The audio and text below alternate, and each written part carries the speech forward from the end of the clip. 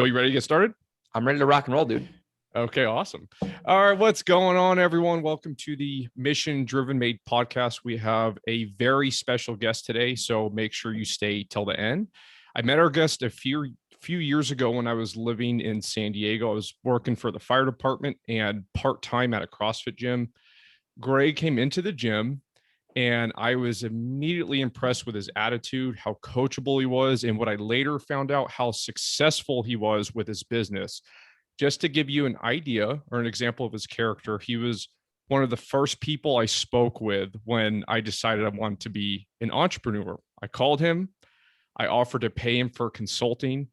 He immediately rejected my offer and then spent hours and hours the first week with me on the phone, completely for free and just to help.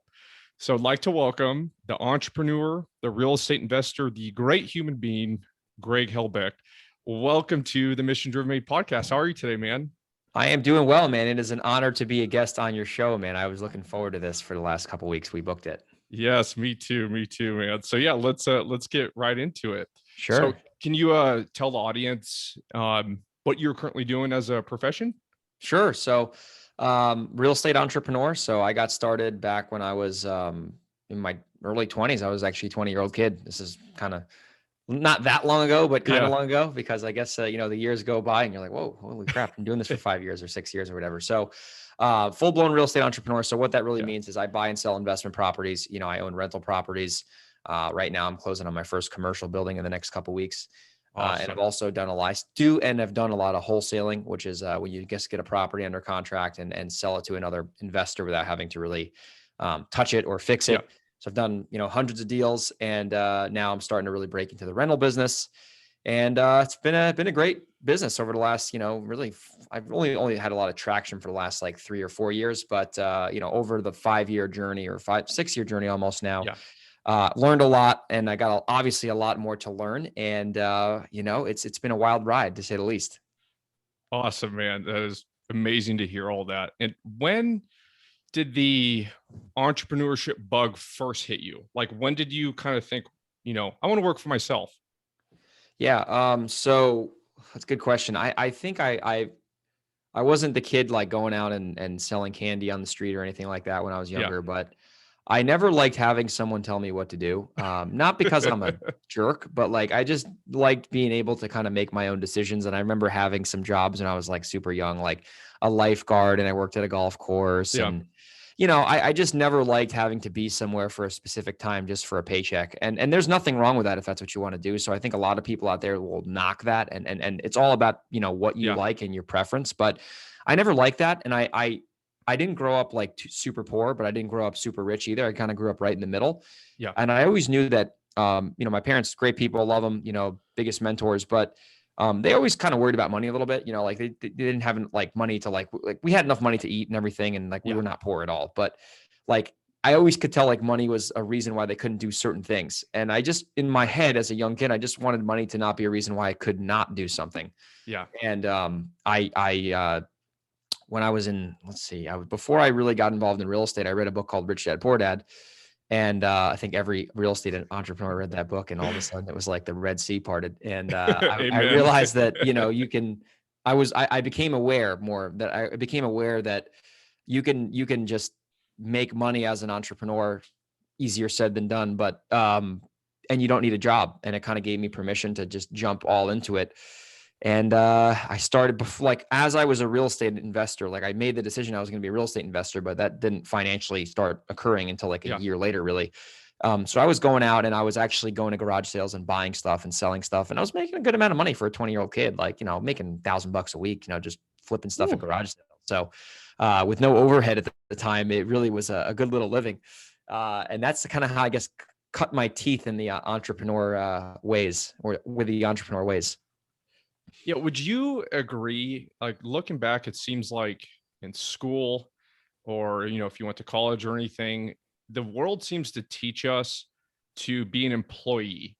Yes. If that makes sense. 100%. Did you see that kind of at an early age too? And, obviously you didn't want to go down that route.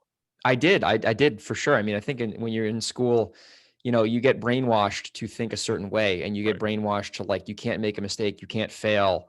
you have to fit this box and you need to pass your SATs and you need to go to college, which I ended up going to. But, I just always thought that just because someone thinks a certain way doesn't mean that's necessarily the ultimate truth.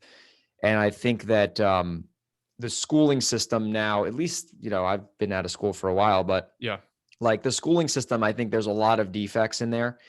And I don't think they really teach you how to think and process issues. I think they just teach you how to memorize stuff. And I think with today's day and age now, you got technology, like it really doesn't make sense to memorize stuff. You can go on Google and find out any sort of data point you really want to find out. And I just don't think the school system teaches you how to process issues and think for yourself, because at the end of the day, they have an agenda that they're following.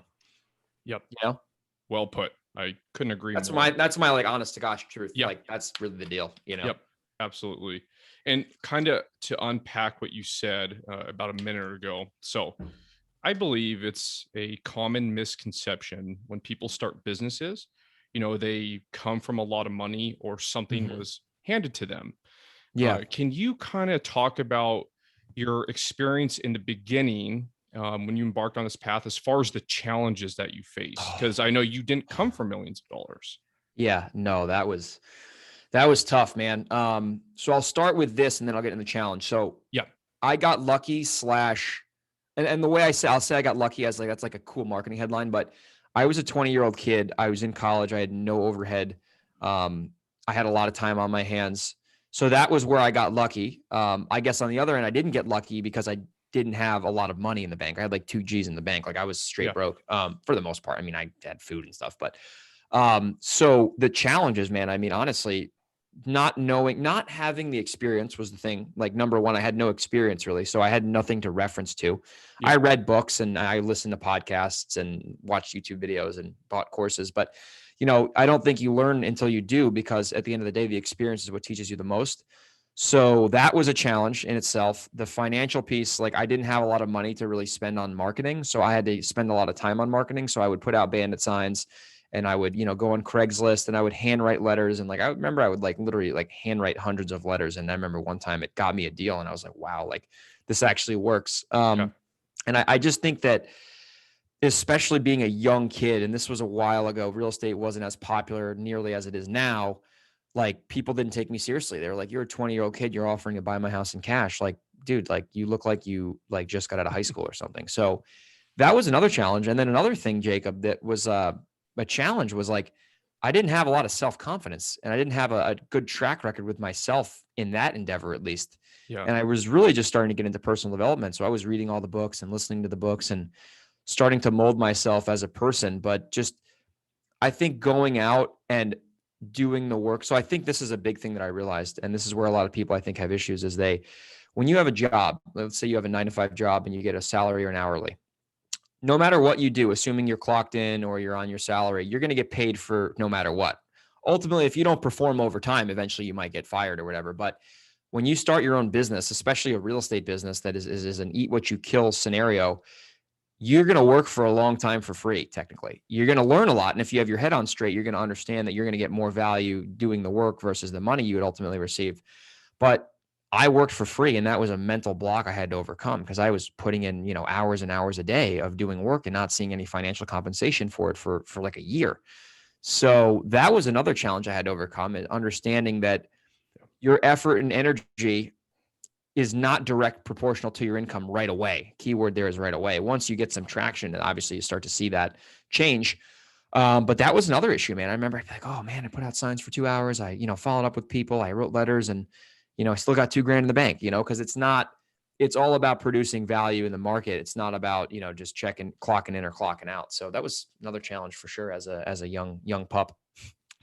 Yeah, I can completely relate and agree with everything you just said. But the great thing, tell me if you think the same.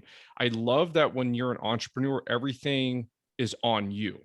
So yes, if you work for a company, even if it's a great company, it's not always just on you. If something happens, whether it's your fault or not, you can ultimately get blamed for it. So I yes. love the fact, like you were saying, even though you didn't see the compensation at first for, the first year, everything is on you to perform. 100%. And that's the beauty of it too. Because at the end of the day, you can like an example, I remember like when I started doing a few deals, like I remember I would like walk home to my parents' house with a check for like 15 grand. And they were like, oh, wow. Like it's a lot of money for a young kid, it's a lot Yeah. of money in general, but it's like for a Yeah. young kid in college, it's like, whoa, that's interesting. Like, let's Yeah. see you do that again, and then, once you get experience and momentum, it starts to change. But yeah, I mean, Yeah. it's a cool thing too. And I remember another thing I remember that I'll never forget is when I earned money for the first time that wasn't really at a job, like it was like a real estate paycheck. Cause I really do like real estate investing. Like it's fun to me. Like it doesn't seem like, yeah, there's days, like most days I'm, there's something going on that aggravates me, but it's fun. Like making deals is fun and growing as a person and getting better at your skill and your craft Yeah. is fun. So I remember when I first, like I was having fun when I was broke and I was having fun when it was hard and I wasn't like seeing the results. But then I remember I got a paycheck for the real estate deal. I wholesaled the house and I said, wow, I just made money doing something that was fun. And like, it was like, wow, that's pretty cool. And it never really seemed like, it seemed weird making money without having a job in the beginning. Cause it was just like, it was more money than I ever made and I enjoyed it and I produced Awesome. it. And it was a paradigm shift, bro. And it's just ever since then, it's just been, like just kept getting better. Awesome. Awesome. And then kind of one more question about the beginning process for you. So I'm Sure. sure you've heard Elon Musk say starting a business, it's like eating glass and staring into the abyss. Oh, did, 100%. did you feel that way in the Dude. beginning? So many times. I mean, it still happens to this day, bro. It just gets different levels, as you grow. But yeah, man, there's so many times where you just doubt yourself and you don't know like what the hell's the next move. Like you don't know the next move. Like I remember one quick story. I Yeah. remember I wrote I printed handwritten letters, but then I printed letters with the wrong phone number. And then I hand wrote the address. So I spent a lot of time, like obviously writing the addresses, spent a few $100, mailed them out. And I never got any like I didn't get any calls. And I'm like, that's super weird. Usually I get like a decent amount of calls.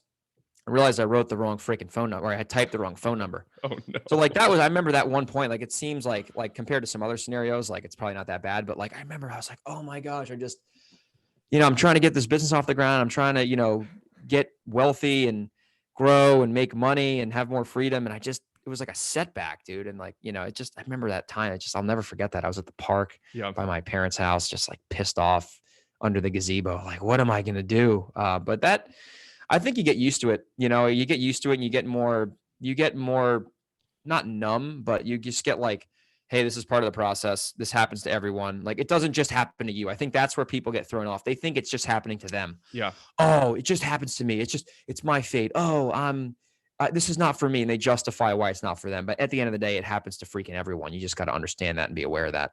Yep. Absolutely love it. Now, do you remember your first deal as an investor? And if Yeah. so, can you kind of Oh yeah. take us through what that was Yeah. like?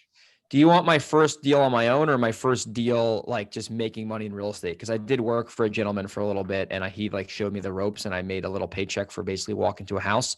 That's kind of boring. I'll share like my first Yeah. real deal. Let's do the first real one. Yeah. So it was in Poughkeepsie, New York. I forget the street. I think it was on Glenwood, may have been 12 Glenwood in Poughkeepsie.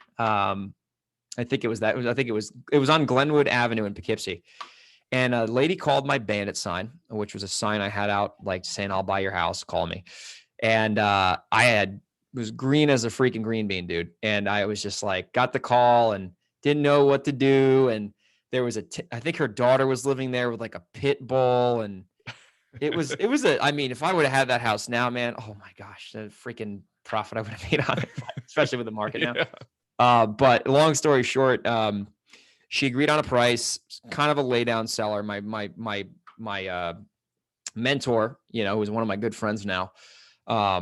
He walked me through it. We JV'd it together. So I brought him the deal. I think we made $10,000. We wholesaled it.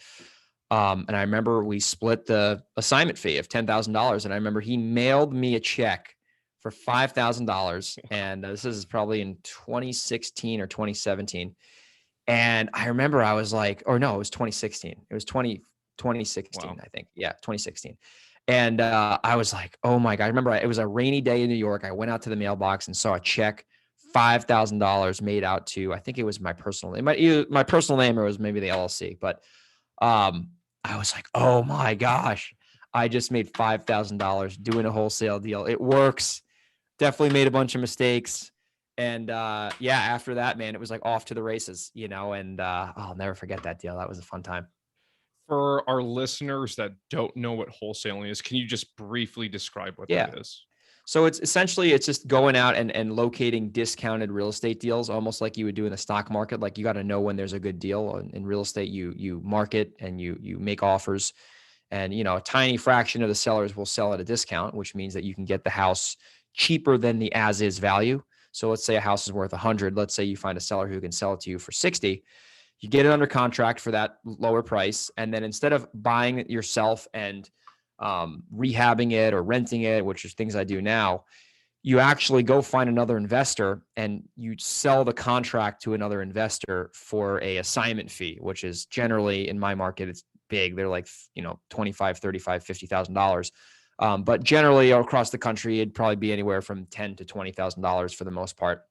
And you make the spread on what you have the contract with the seller for versus what that ultimate investor will pay you. So it's a good way. It's a very popular method now. It's definitely, when I got started, it was not nearly as popular as it is today, but it's a great way to get started because you need limited money. If you're flat broke, you can do it, but you got to spend a lot of time getting these deals dug up. But it's a way to get involved in real estate. You really understand how the business works from a fundamental perspective, and you can make a good amount of money doing it in the process. And it's a real good springboard to getting involved in other real estate, niches as you grow and grow your business. Awesome. Now, how about a case study where everything went wrong, or at least not to plan? Dude. Oh, all right. I'll tell you about a deal in California, actually. This was a stinker, but I learned a lot. So this was last year, right when COVID hit. I got a lead in Julian, California, which is in the mountains of San Diego County. It's like an hour and a half from downtown San Diego. It's like an hour from El Cajon, kind of. So you kind of know where it is over there. So got this lead in Julian, and the guy had some land, and he was super motivated. He actually lived in Phoenix. Nice guy. I think his name was Ken. I think his name is Ken. Yeah, but he was motivated to sell, and he told me he'd sell this land for 25 G's, which is it sounded cheap because in San Diego, the other deals I've done out here were like extremely expensive. So I'm like, oh man, 25,000 for some land. It was vacant land. It was literally the side of a mountain, dude. It was literally a side of a freaking mountain. It was on Starlight Way. It's like scary to get up there. There's a bunch of mountain rednecks up there with guns and stuff. So anyway, long story short, I was going to buy the thing in cash. Or I was trying to wholesale it. Couldn't find a buyer. Now I know why. And I was starting to panic, and I was like, oh no, I don't want to cancel this contract. I sound like an idiot. So then I was like, all right, I'll just buy it myself. So I'm like, I'll just pay cash for it, and I'll just take it down. And then I was like, I don't know if I want to do that. Like, I don't think that makes a lot of sense. Like, I don't want to tie up 25 grand in land I don't even understand. It even rhymes there. And I was just like, I don't know what to do. So then I asked Ken, I said, hey, do you own this free and clear? Which means that he had no mortgage or deed of trust on the property. And he's like, yeah, no, I own it free and clear. And I said, listen, Ken, this land's been sitting here forever. Would you be against just taking payments, which for the listeners, it means like instead of me giving him $25,000 for the property right off the bat, I give him $5,000 down, and then he takes back, the $20,000 balance as a deed of trust for 5 years. And then I just pay that $20,000 down over time like you do with a car or a house. Essentially, it's called seller financing. He agreed to that. And I said, all right, well, I'll buy it now because I only got to put $5 grand down, and, it's like $400 a month, and I'll be able to sell it within 5 years, like where it'll be paid off free and clear. So close on this land right when COVID hits. No idea what I'm doing. I had no plan. Like, it was literally zero plan. I just owned this land all of a sudden, started getting bills for the water and taxes and all that stuff. And I'm like, oh no, like you can't really rent land out for the most part. At least up there you couldn't, because there's nothing to really do on it except for maybe clear the trees. And I was like, oh no, I have no plan. So I ended up calling up this joker broker who seemed like the land expert in Riverside County in San Diego. And I called him, and his website was from like 1960. Like seriously, it was a disaster. And he's like, yeah, I'll list it. You get like way more. I'll list it for 80 grand. And I'm like, oh man, 80 grand, that'd be awesome. Make 50 grand on this. That's crazy. So here, dude, I gave him the listing. No idea. Never met him. He never went there. And I never even went there. Totally sight unseen. I could have bought, a scam for all I knew. And that thing sat on the market for months and months and months and months and months. And I was losing money, freaking paying the Ken every month. And I was like super frustrated with the agent because he just didn't like, I hired him. So it's ultimately my fault. But this guy had like no strategy. His strategy was like, put it on the MLS, which I could have literally done myself for $200. So eventually, this thing was just starting to, it was like a bleeding neck, bro. It just kept going on and on and on. And I'm like, what am I going to do? I don't want to give Ken the property back. I don't want to like pay the balance in full and like lose 20 grand. So I was like, let me just see if I can have this agent, like, just if he can like, just like take the listing down and I can like, just decide to part ways with this agent if he was reasonable. And I said, hey, can we cancel the listing? He's like, yeah, you can cancel the listing. It's all good. He didn't want this thing. So now I'm stuck with this land again. And I'm just like, what am I going to do? What am I going to do? And so I end up going on Facebook, and there's a San Diego like real estate group, and I posted on it. And this one agent was like, hey, I know the market real well there. I think I could definitely be able to help you. So called him up, got on the phone. We met at the property. He actually listed it for a cheaper price. We sold it in 1 week. I lost some money on it, but and it was obviously was able to get out of that deal and walk away. So yeah, that was a stinker, man. That was not a good deal. Biggest lesson I learned on that is like, do your homework. Like I was pretty high on the hog when I bought the land. Like I'm making all these deals and flipping these houses and rentals, and I'm like, I'll take down some land in Julian. No sweat. I'm Greg, and everything I touch turns to gold. Dude, no plan, no due diligence. Yeah, I probably could have made money on that if I had it right now, because I would have like known to hire that agent or sell it a different way. But yeah, man, that was a stinker for sure. That was a couple of wasted trips out to the mountains for sure back last year. Disaster. Does that happen a lot, or is that not a very common thing? I think I do some borderline deals, man, where like it could go either way. A lot of times, Jacob, what happens is the deals are good financially because we're buying them so cheap, but there's a lot of animosity with the homeowners sometimes. Like for example, we get a lot of deals where the sellers really want to sell, and then all of a sudden, once they sign a contract, that something changes, and then like there's pending lawsuits. There's a lot of stuff with buyers, like a lot of drama with agents and with buyers. Like it's like a Broadway show all the time. So a lot of the time it's a lot of arguing over the legal stuff, and there's a lot of drama with buyers and appraisers and tenants. Oh my gosh, tenants, dude! Like just all that type of stuff. But in terms of like bad purchases, knock on wood, that was probably my worst one. Because I'm really conservative when I underwrite deals. Like I'm like a scaredy cat, which is a good thing, because I'm like, okay, if I can't sell this, like what's my exit price? What's the price? Like, and generally I'm not buying raw land either. Like I'm buying houses that I understand in a market that I know. So yeah, man. I mean, it's inevitable. I mean, it's just, if you do enough deals, you're going to eventually, have a bad one. Like it's just like, you can't be healthy 365 a year. You're going to get the cold, 1-2 days out of the year, Absolutely. And I'm sure in the beginning it can be challenging, especially for a new real estate investor, to take like actual tangible steps to what to do. Because as you know, there's so many gurus on social media selling you a course, and it can be hard at times to know what courses truly bring value and that are worth the investment. I remember you calling you one time, a while ago, and you actually saved me from probably a $20,000 mistake asking you about a course. So thanks, by the way. You're welcome. How does a new investor discern if a course or program is going to be worth the money they pay for it? Sure. Great question. So it really comes down to, number one, is that investor or potential investor, do they really want to make, and this sounds like motivational, but like it's true. Do they really want to make this happen? Or are they just doing this? Are they buying a course to implement and take action? Or are they buying a course to make them feel, keyword there is feel, like they're doing something productive, but they're just watching a course and they're scared to take action? So if they know deep downside in their core, they're going to make this business work no matter what, because this business will work for anyone if the person actually does the freaking work consistently.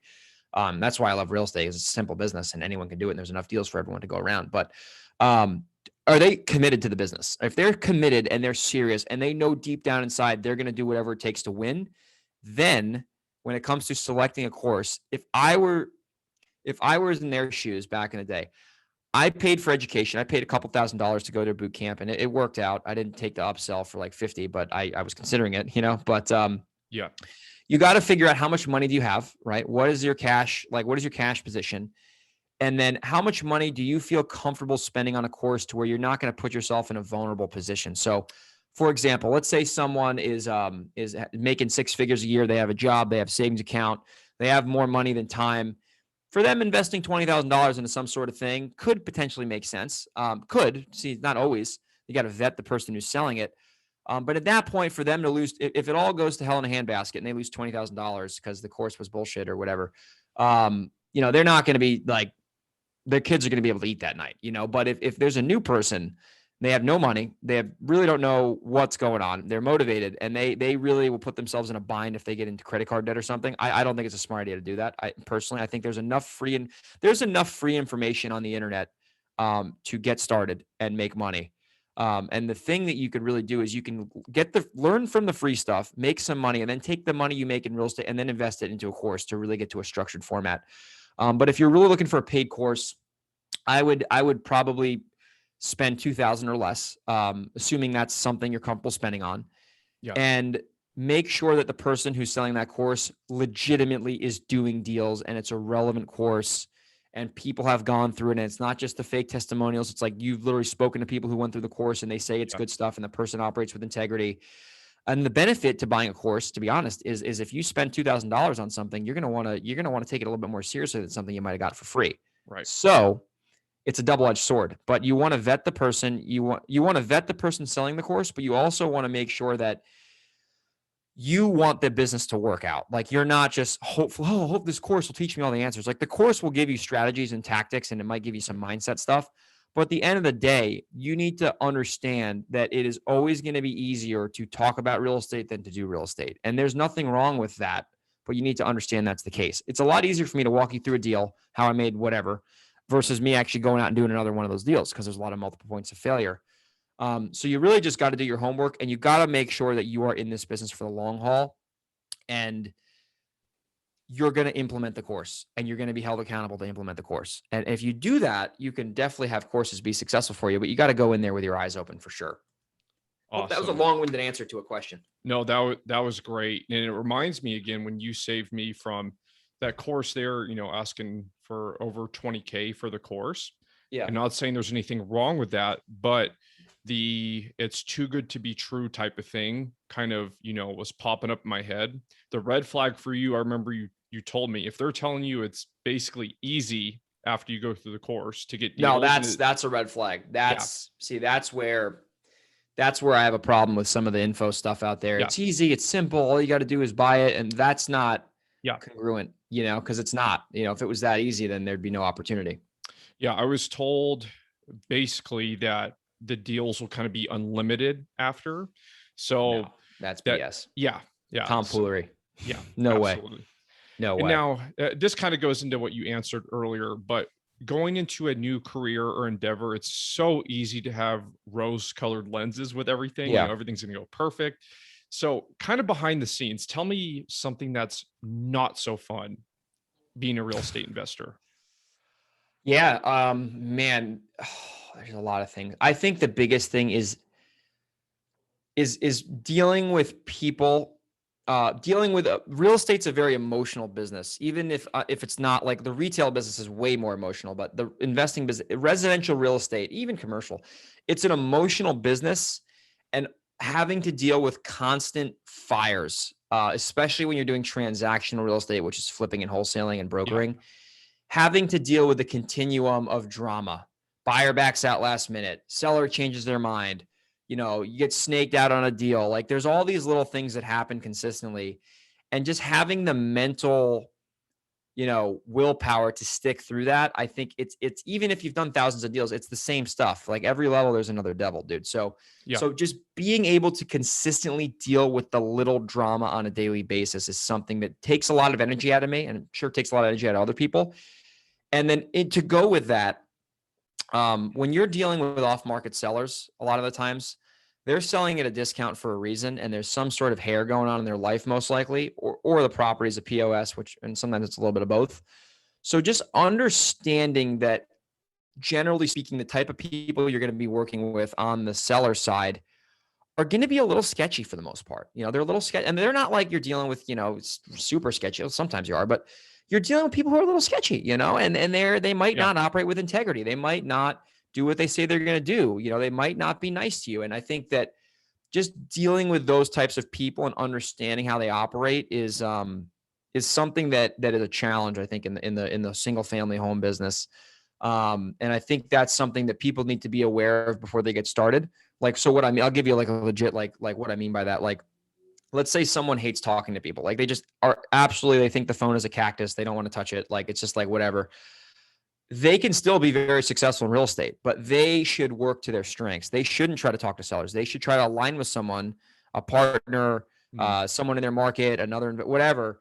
And they should get really good at something that's valuable, like generating the leads and working on the systems and understanding how to run profitable ads. And then they can align with somebody in their area that is really, they love talking to sellers. They love making offers. They love being a people person. And then together you guys can go a lot farther, or you girls can go a lot farther than just someone doing something they consistently hate every day. And that could be the opposite side too. Someone could be great at talking to sellers and negotiating, but they hate systems. They hate following up. They hate marketing. They hate paid traffic and building databases. So you got to really be aware of what you like to do, so you can avoid the consistent frustrations on working or implementing your weaknesses. Yeah. Thanks for sharing all that. I just think it's so important that people know at least some of those headaches they're going to face beforehand, so they're not surprised. They're not surprised. When I worked for the fire department the last couple of years, I was in recruiting. So I tried to share some of the, behind the scenes, not so fun stuff that they're going to go through. I think it's a better approach for sure. And they can make the right decision at that point, and that's like with courses too. It's like, hey, this course will show you how, and I don't have a course, but it's like, this course will show you how to achieve success in real estate if you do the work. However, before you decide this is a fit for you or not, it's hard work. You got to be persistent. The market changes. If you're, you know what I mean? And then people can, go in there with their eyes open. Yep. Why do you do what you do, Greg? Oh man, that's a good question. I do what I do. Sometimes it's a good question I have to ask myself sometimes, but I really, really, really enjoy growing, and I really enjoy freedom, dude. And when I say freedom, it's not like me sitting on the beach all day smoking cigars. I like doing that sometimes, but I like to have the autonomy over my schedule and over my time. And I want to be able to live a purposeful life, doing what I want to do on my schedule. And I don't have some crazy, why I don't have a wife and kids or anything yet, but I just really enjoy being able to set goals for myself that are important to me, and then fulfill those goals. This is from a career perspective and even from a personal perspective. And I just love going out every day and trying to take one step forward towards the ultimate vision of where I want my life to go. And it's always a continuum. It's like the horizon. It's always going to be farther. But I just love it, man. I really do. I love it. I love the game. I love playing at a high level now and being able to solve bigger problems that occur in the business. And I think it's a lot of fun, man. And I also like being able, like I said earlier, to set my own schedule. Like I'm going golfing on Friday at 7 a.m. I'm, today I'm going to go meet up with coffee for a buddy at 4:15. Like, I've been working all day. Like, this. And another thing too, Jacob, like, this is technically work, what we're doing right now. When I'm reading a book, it's technically work, but I like it, man. It's fun. Yep. Like, I'm going to cut a deal when we get done with this podcast. Like, that's fun, man. It's fun. Amazing. So that's, I guess my answer to that question. That's a good question, by the way. Absolutely amazing. And let's get off topic just for a moment. When you aren't real estate investing, what would we find you doing? You would find me working out a lot. You will also find me reading. You'll find me going out to nice restaurants and, trying new meals out. You'll find me traveling. And I think I'm going to start playing a little bit more golf. So you'll probably find me golfing. I used to do a lot of surfing. But man, there's so many sharks in the Pacific Ocean. Dude, there's a shark in Del Mar the other day, like a 6-footer. And I'm like, dude, no that's way. Scary. Dude, I've surfed there too. And I'm like, there's no way. Like, no way. Yeah. Great white shark. Literally, like, no way. Did you just start taking up golf recently? I've played golf like just for fun, like over the years. And it was a lot of it was a good time. I used to work at a golf course when I was like 19 or 20. And I loved it. Like I loved the golf, like playing golf. It was like I called it a 4-hour vacation, you know? Yeah. So I think I'm going to start to play a little bit more golf, especially as the weather starts to get nicer. Awesome. I just took up hiking again, so I'm going. Oh, that's another twice thing I a like. I week. love hiking too. I Yeah. forgot to mention that. I love going for hikes. Yeah. Literally the second I leave for my hike, like I did this morning, I'm already excited to come back. Yeah. Not wanting to wait a couple days, but I've been doing twice a week. It's so Yeah. much fun. You hike Camelback in Scottsdale? I haven't done that. Good hike. There's a mountain called Thunderbird that's like 15 minutes away from where I Okay. live. So I've been going there. I get there at like 5 in the morning and hike 7 to 10 miles and just absolutely love it. You see any snakes in Arizona on those hikes? I haven't yet. Not yet. I saw one in Torrey Pines a couple of years ago, a rattlesnake, and I almost, what my pants, and I was like, it was underneath the stairs. I couldn't believe it, dude. Frightening. Yeah, definitely is. Yeah, I haven't actually seen too many creatures, I guess you could say, at least when it comes to like scorpions and snakes. I saw one in Arizona. I saw a scorpion in Arizona. It's scary. Yeah, I just saw, actually, when we first moved here, we saw 2 dead ones here, but that's it. I haven't seen any live ones yet. So gotta love Phoenix. Yeah, exactly. And then I believe it's so important to be a lifelong student and learner, as you mentioned earlier. And I know you read a lot of books. So Yes. Why don't you tell us what book has brought you the most value? I know this is probably a couple books, but if you had to pick one, what would the recommendation There's a be? book called Principles by Ray Dalio, and it's this billionaire runs one of the biggest hedge funds in the world. He wrote down his life principles on what has made his life successful from he's a logical person because, obviously he runs a hedge fund and numbers and stuff. But Yeah. That book I read probably 4 years ago now. And it really talks about how to process things and how to use reflection and pain to make progress. So he's got a thing in that book called pain plus reflection equals progress. So, when you're going through the storm, if you can try your best to reflect during that and not react, that's where a lot of your breakthroughs are going to go through, they're going to happen from. So Principles by Ray Dalio is probably my all-time favorite book. Awesome. I think it's a phenomenal read for anyone. It's a long book. Another book that I really got a lot of value from, and I still get value from, is called The Compound Effect by Darren Hardy. He actually lives like 2 minutes down the road here in Encinitas. Okay. I creeped on him and found his house. But hope he's not listening to this. But yeah, Darren Hardy, man, you got a nice house. So he wrote a book called The Compound Effect, and it's all about really like small little wins every day add up to serious results. And I remember reading that book when I was, 20-year-old kid, and I was like, wow, like I just got to take a couple steps forward every day. And over years, it'll pay off, which is obviously, been the case, just from putting in work every day, like just small wins. It's not like one day I woke up and I was buying 14 houses, it was like, oh, like every day we made an offer, we got a property under contract, we found a new buyer, we closed on it, we found a new lender. And then you do that for 5 years. And next thing you know, you got hundreds of deals under your belt and you're like, wow, that was cool. Let's keep going, It's that, some more of that real estate.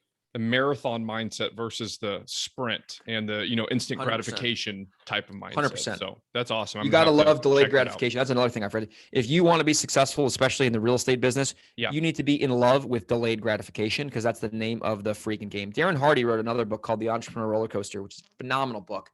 And he said that the number one thing, or no, I think it was in one of his courses I bought. But anyway, he said the number one indicator of success, and they did a study on this, is the ability to accept and deal with delayed gratification. I remember listening to that when I was a young pup, and I was like, wow, like I gotta like memorize that, and it's legit. It's true. That. Absolutely love that. Now, can you brag about yourself for a second, for everyone? Just tell us your accomplishments so far in the real estate world. Yeah, I mean, I've like 10x my net worth in 4 years. And so that was cool. I mean, I think sometimes I see some of the deals and the revenue that gets generated in some of the assets, and I'm like, wow, like I don't like to ever get high on the hog, but like, I'm just like, that's pretty cool. Like I knew I could do it, but at the same time, like back when I was 20 in community college, like trying to cut my own teeth, like it seemed kind of far distant. I've done deals where I've made literally like 6 figures in net profit on one transaction, which was unbelievable.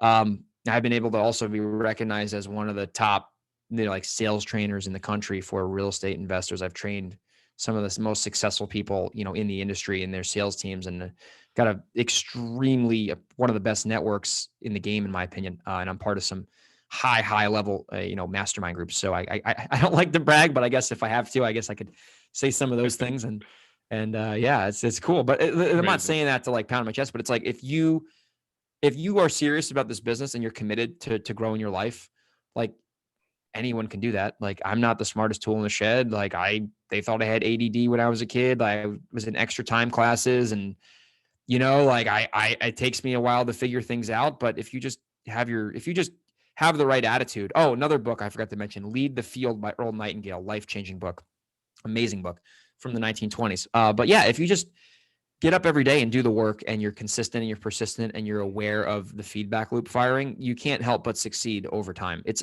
like a math equation. It's like 2 + 2 will equal 4, Awesome.